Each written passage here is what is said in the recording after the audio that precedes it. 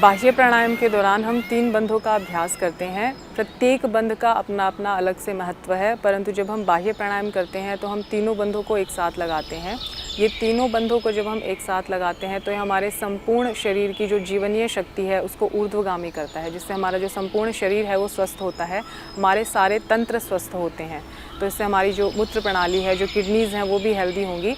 मूल बंध लगाने से आपके जितने भी रिप्रोडक्टिव सिस्टम के रोग हैं वो ठीक होते हैं। जब हम उद्यान बंध लगाते हैं तो आपका पेट कॉन्ट्रैक्ट होता है, आपकी किडनीज़ की जो मसल्स हैं उनमें कॉन्ट्रैक्शन होता है, तो अपने कार्य को सुचारू रूप से कंटिन्यू कर पाती हैं। और ऐसे ही जब हम कंठकूप से अपनी ठोड़ी को लगाते हैं तो थायराइड जैसे जो समस्याएं हैं वो ठीक होती हैं।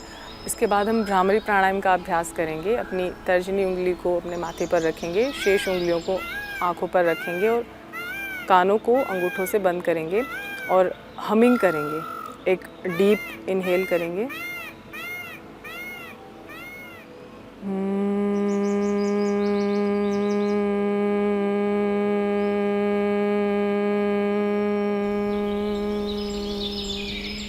ऐसे ही 2 से 3 अभ्यास करेंगे।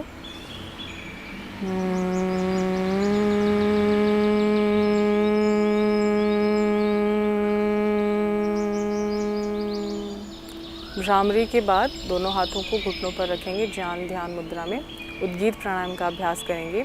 एक लंबा श्वास भरेंगे और ओम का उच्चारण करेंगे।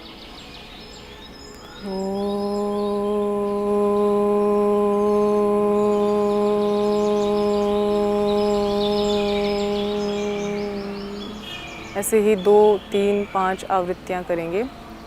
हमिंग का अभ्यास करने से, भ्रामरी उद्गीत प्राणायाम का अभ्यास करने से हमारे जितने भी शरीर के ऑर्गन्स हैं, जितने भी तंत्र हैं, संपूर्ण शरीर का स्ट्रेस रिलीज़ होता है, संपूर्ण शरीर शांति का अनुभव करता है।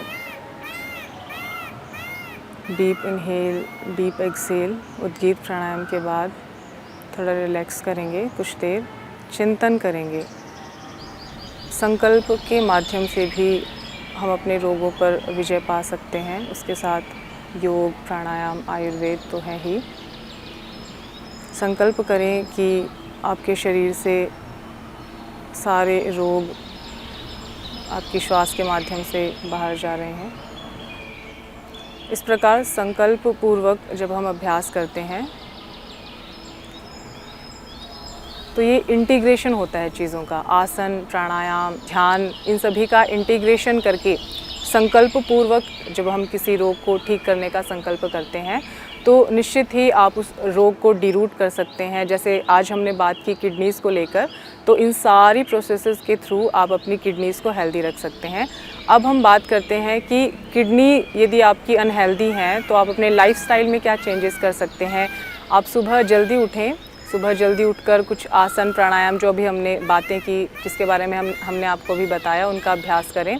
अपने डेली रूटीन में वाटर इनटेक करना ना भूलें। दिन में कम से कम 2.5 से 3 लीटर पानी आप ज़रूर पिएं, जिससे आपकी किडनी जो है वो फिल्टरेशन का कार्य अच्छे से कर पाए, जितने भी टॉक्सिन्स हैं, जितने भी वेस्ट मटेरियल है उनको बाहर निकाल पाए। आपके बॉडी का जो पीएच लेवल है, जितना भी फ्लूइड बैलेंस है वो आपकी किडनी कर पाए।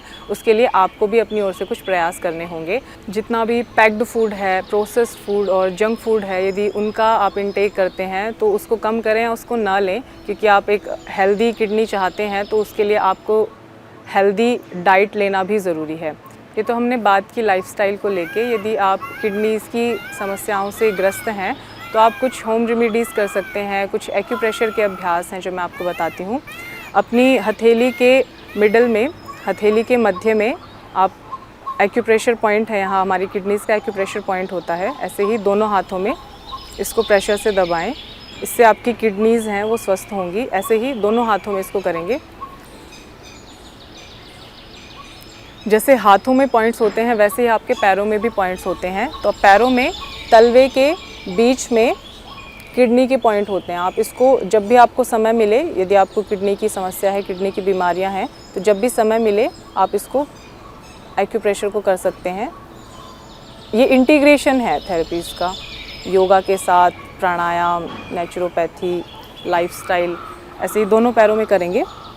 पैर के मध्य में, जैसे हाथ के मध्य में वैसे ही पैर के मध्य में तलवे के बीच में किडनी का पॉइंट है। प्रेशर से जितना आप सह सकते हैं उतना प्रेशर देके इसका अभ्यास करेंगे।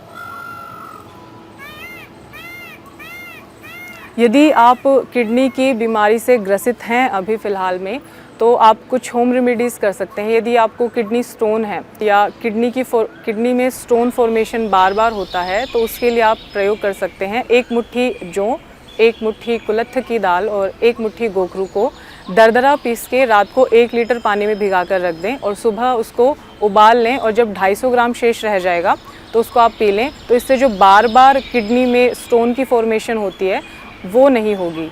इसके अलावा आप रोज़ सुबह या हफ्ते में आप इसको कर सकते हैं। पूरी फैमिली के लिए यदि आप करते हैं तो पूरी फैमिली की जो किडनी है वो स्वस्थ रहेगी।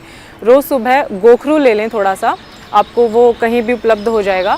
गोखरू का काढ़ा बनाकर आप सुबह पूरे परिवार को पिलाएं। सप्ताह में 1 बार आप इसको कर सकते हैं।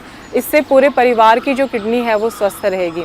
इसके अलावा आप जिनको किडनी की समस्या फ़िलहाल में है, जिनका क्रिएटिनिन लेवल बढ़ा हुआ है किडनी का, तो वो सुबह नीम के पत्तों का रस 1 से 2 चम्मच, इससे ज़्यादा कर सकते हैं तो इससे ज़्यादा ले लें, और शाम के समय पीपल के पत्तों का रस लें। उससे जो क्रिएटिनिन लेवल है जो 2 और 8-8, 10-10 तक भी चला जाता है, उसमें भी कमी देखी गई है। तो आज हमने देखा कि कैसे योगा, आयुर्वेद, प्राणायाम, नेचुरोपैथी, इन सभी के इंटीग्रेशन से, इनके कॉम्बिनेशन से कैसे आप अपनी दोनों किडनियों को स्वस्थ रख सकते हैं, और कैसे अपने लाइफस्टाइल में कुछ छोटे छोटे इनिशिएटिव लेकर आप अपनी किडनीज़ को हेल्दी रख सकते हैं। वो जीवन भर आपके कार्य को, आपके ब्लड के फिल्टरेशन को, कार्य को कंटिन्यू कर सकती हैं।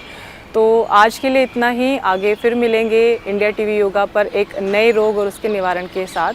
तब तक के लिए धन्यवाद।